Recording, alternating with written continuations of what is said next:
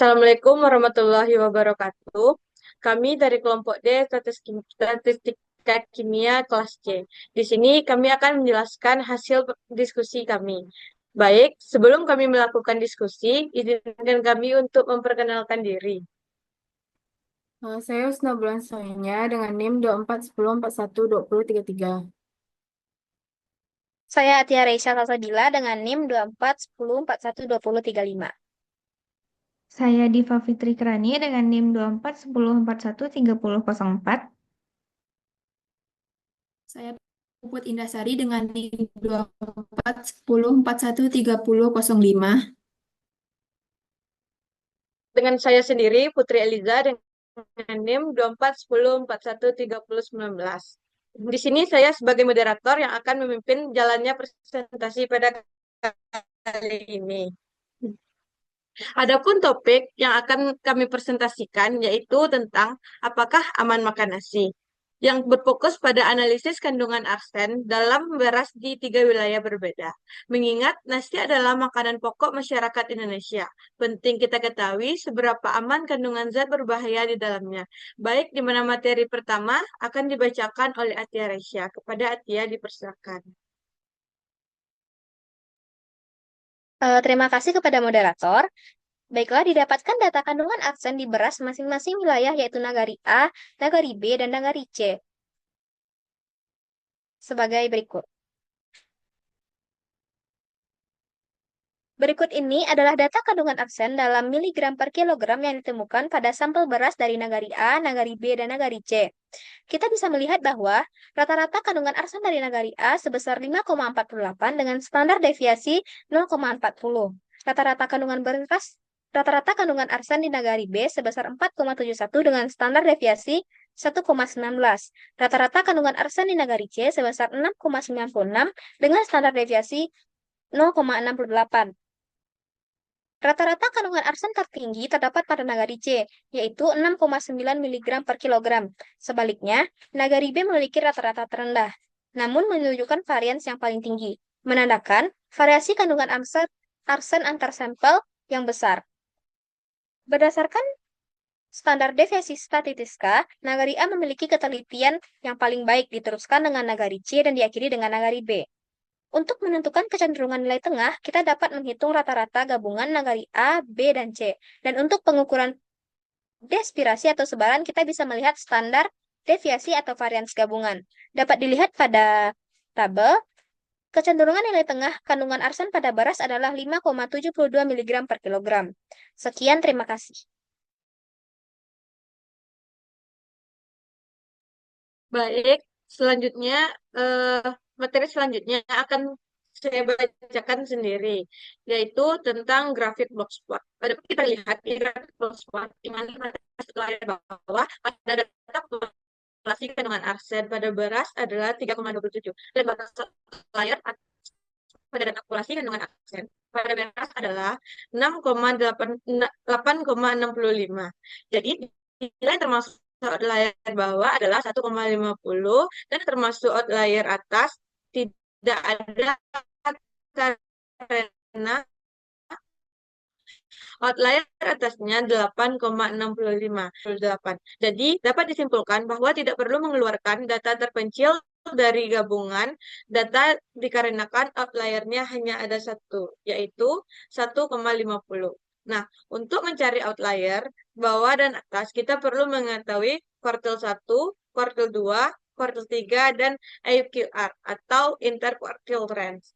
Baik, materi selanjutnya akan dibacakan oleh Diva Fitria Kirani. Kepada Diva, disilakan. Baiklah, terima kasih kepada moderator telah memberikan saya waktu untuk menjelaskan pada slide ini. Nah, pada slide ini kita akan menggunakan grafik distribusi frekuensi, di mana grafik ini akan berfungsi untuk mengetahui jumlah sampel yang mengandung rentang kandungan arsen yang paling tinggi dan rentang kandungan arsen yang paling sering ditemukan. Nah, dalam hal ini kita akan terlebih dahulu menentukan kelas interval, frekuensi, batas bawah, batas atas, dan midpoint dengan menggunakan pivot table.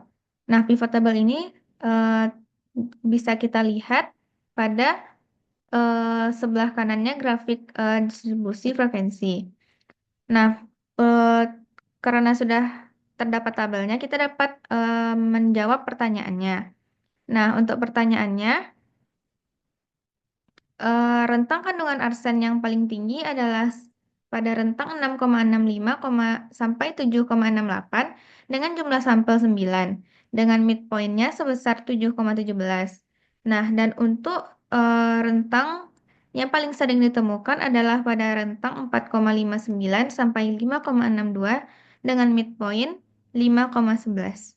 Sekian yang bisa saya sampaikan. Saya kembalikan kepada moderator.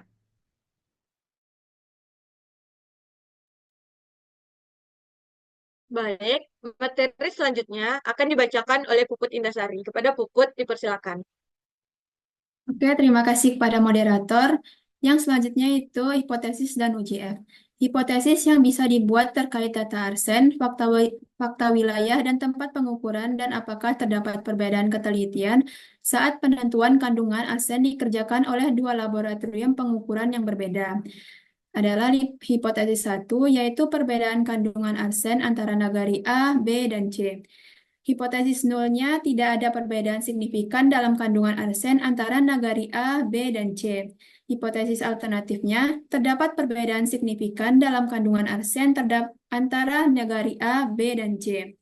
Hipotesis yang kedua yaitu pengaruh sumber terhadap kandungan arsen. Hipotesis nolnya, tidak ada perbedaan signifikan dalam kandungan arsen antara nagari A dan B yang menggunakan sumber air yang sama dibandingkan dengan nagari C yang menggunakan sumber air yang berbeda. Hipotesis alternatifnya, terdapat perbedaan signifikan dalam kandungan arsen antara nagari A, B, dan C akibat penggunaan sumber air yang berbeda. Hipotesis yang ketiga yaitu perbedaan ketelitian pengukuran antara laboratorium. Hipotesis nolnya, tidak ada perbedaan signifikan dalam ketelitian saat penentuan kandungan arsen di dalam laboratorium 1 dan laboratorium 2. Hipotesis alternatifnya, terdapat perbedaan signifikan dalam ketelitian saat penentuan kandungan arsen di dalam laboratorium 1 dan laboratorium 2. Sekian, terima kasih. Baik, materi selanjutnya akan dibacakan oleh Husna Bulan Sonya. Kepada Bulan, dipersilakan. Baiklah, terima kasih moderator. Selanjutnya yaitu hipotesis dan uji T. Untuk mengetahui apakah kandungan arsen pada beras yang berasal dari nagari C memiliki perbedaan yang signifikan dibandingkan dengan kandungan arsen pada beras dari nagari B dan nagari A. Kita dapat menggunakan metode statik yang disebut uji T to sample assuming unequal variance. Uji ini digunakan ketika kita ingin membandingkan rata-rata dari dua kelompok sampel yang tidak memiliki varians yang sama. Dalam pengujian ini, kita harus terlebih dahulu menetapkan hipotesis penelitian, hipotesis nol, dan hipotesis alternatif yang diajukan sebagai berikut. Hipotesis nol, tidak ada perbedaan yang signifikan dalam kandungan arsen pada nagari C dibandingkan dengan kandungan arsen pada beras dari nagari B dan nagari A. Hipotesis alternatif, terdapat perbedaan yang signifikan dalam kandungan arsen pada beras dari nagari C dibandingkan dengan beras dari nagari B dan nagari A. Setelah menetapkan hipotesis, langkah berikutnya adalah melakukan uji T dengan menghitung nilai T statik berdasarkan data kandungan arsen pada sampel beras dari ketiga nagari. Dalam proses ini, nilai T statik yang diperoleh dibandingkan dengan nilai T kritikal pada tingkat signifikansi tertentu. Hasil dari uji T menunjukkan bahwa nilai T statik lebih besar daripada nilai T kritikal. Berdasarkan hasil tersebut, kita dapat menyimpulkan bahwa hipotesis nol ditolak, yang berarti bahwa ada cukup bukti untuk mendukung hipotesis alternatif. Dengan kata lain, terdapat perbedaan yang signifikan dalam kandungan arsen pada beras dari nagari C dibandingkan dengan beras dari nagari B dan nagari A.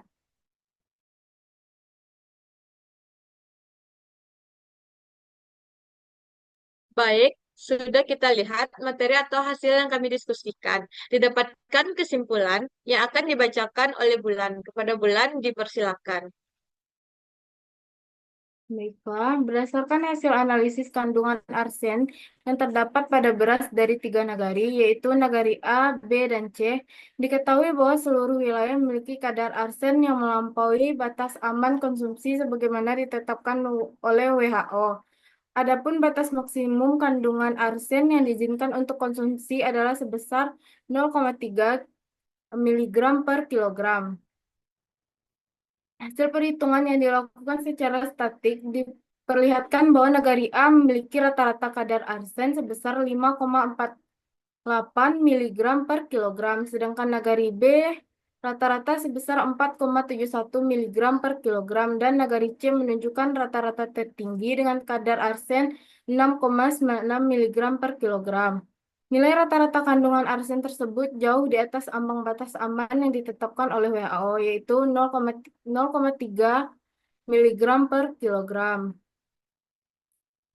Kesimpulan yang dapat ditarik dari hasil penelitian ini menunjukkan bahwa beras dari nagari A, B, dan C tidak aman untuk dikonsumsi tanpa adanya pengolahan khusus yang bertujuan untuk mengurangi kadar arsen yang terkandung di dalamnya.